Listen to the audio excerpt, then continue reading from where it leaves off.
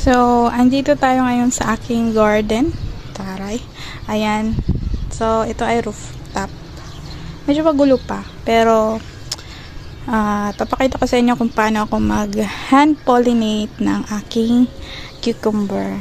Ito nga pala ay Armenian cucumber. So, wait.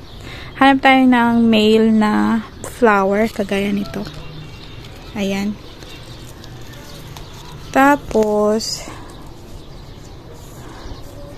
bubukain natin yan.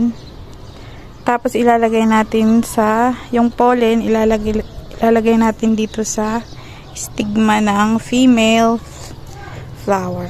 Wait lang. Nahirapan akong buka. So, ginanito ko siya. Nakita nyo? Ayan. Tapos, ilalagay natin yan dito sa loob. Irarab natin yan.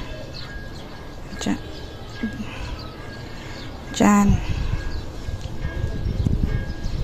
Magkaroon siya ng mga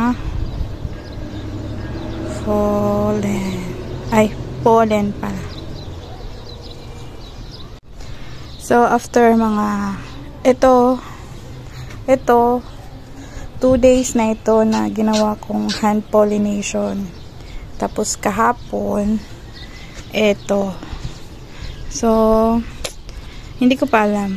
Pero feeling ko ito naman ay magtutuloy-tuloy kasi mayroon na siyang stripe. So, usually tinatawag itong snake cucumber or Armenian cucumber. At dito sa Egypt, ang tawag nila dito ay Atta. Meron pa dito kailangan i-pollinate. So, gagawin natin. Medyo mataas siya. Ito, natapos ko na to kahapon. Ayan. Tapos, ito pa. Ayan. Masyaallah. Sana ay magtuloy-tuloy. Char. So, kuha tayo ng ayan. Ito ay male. So, kapag ganito lang, male yan. Pero kapag ganito, ayan, merong parang bunga. Wala mo. Yan, dyan ka mag-pollinate.